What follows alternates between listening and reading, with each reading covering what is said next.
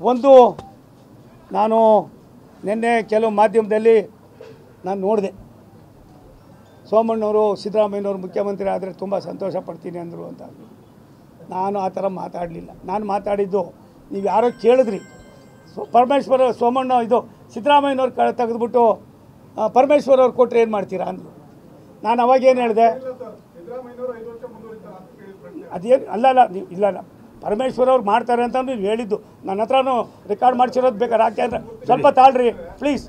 ನಾನು ಅವಾಗ ಹೇಳಿದ್ದು ಸಿದ್ದರಾಮಯ್ಯನವರು ಇಲ್ಲ 5 ವರ್ಷ ಆಯಿತು ಸಂತೋಷ ಪಡ್ತೀನಿ ಅಂತ ನಾನು ಹೇಳಲಿಲ್ಲ. ನಾನು ಹೇಳಿದ್ದು ಆಗಾನಾರು ಅವ್ರು ಪಾರ್ಟಿ ಡಿಸಿಷನ್ ತೊಗೊಂಡು ಅವರು ಪರಮೇಶ್ವರ್ ಅವ್ರಿಗೆ ಮಾಡಿದ್ರೆ ನನಗೇನಿದ್ದಲ್ಲಪ್ಪ ನಾವು ಸಂತೋಷ ಪಡ್ತೀವಿ.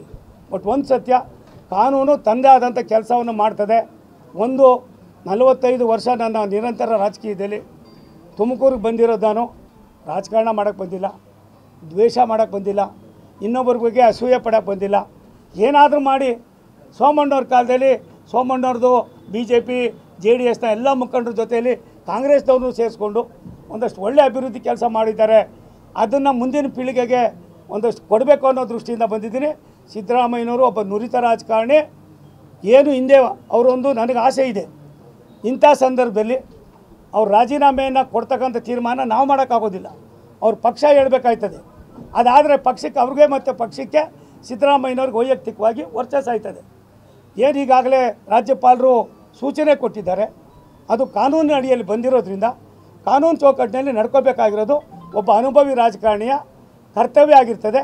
ಅದನ್ನು ಮಾಡಲಿ ಅನ್ನೋದು ನನ್ನ ಒಂದು ಚಿಂತನೆ ಅಲ್ಲ, ಆಗ್ರಹ ಇರ್ತದೆ.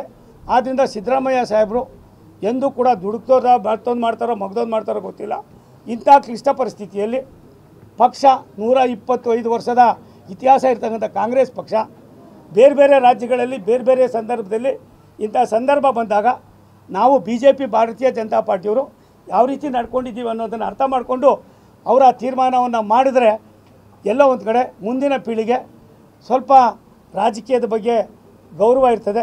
ಅದನ್ನು ಮಾಡಬೇಕಾದ್ದು ಆ ಪಕ್ಷ ಮತ್ತು ಅಲ್ಲಿ ಆ ಪಕ್ಷದಿಂದ ಆಗಿರ್ತಕ್ಕಂಥ ಮುಖ್ಯಮಂತ್ರಿ ಸನ್ಮಾನ್ಯ ಸಿದ್ದರಾಮಯ್ಯನವರು. ಅಷ್ಟನ್ನು ಮಾತ್ರ ನಾನು ಹೇಳೋದಕ್ಕೆ ಇಚ್ಛೆಪಡ್ತೀನಿ. ತುಮಕೂರು ವ್ಯಾಪ್ತಿಗೆ ಸಂಬಂಧಪಟ್ಟ ಹಾಗೆ ನನಗೆ ಯಾವುದೇ ರಾಜಕಾರಣದ ವ್ಯವಸ್ಥೆ ಇಲ್ಲ.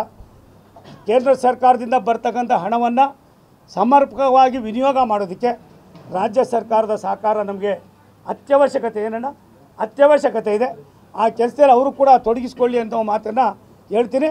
ಸಿದ್ದರಾಮಯ್ಯನವರು ರಾಜೀನಾಮೆ ಕೊಡ್ತಕ್ಕಂಥ ಉದ್ದೇಶ ನಾವು ಮಾಡಿದ್ದಲ್ಲ, ಗವರ್ನರ್ ಅವರು ಅವರ ಮನಸ್ಸಿಗೆ ಕಾನೂನು ಚೌಕಟ್ಟಿನಲ್ಲಿ ಅದು ತಪ್ಪಾಗಿದೆ ಅನ್ನೋದನ್ನು ಅವ್ರು ಈಗಾಗಲೇ ತಿಳಿಸಿರೋದ್ರಿಂದ ತೀರ್ಮಾನ ಮಾಡಬೇಕಾಗಿದ್ದವರು ಅವರು. ಆ ತೀರ್ಮಾನಕ್ಕೆ ಅವರು ಬದ್ಧರಾಗಬೇಕು ಅನ್ನೋದು ನನ್ನ ಆಗ್ರಹ. ನ್ಯೂಸ್ ಫಸ್ಟ್ ನಿರ್ಭೀತಿಯಿಂದ ನಿಮ್ಮ ಪರವಾಗಿ.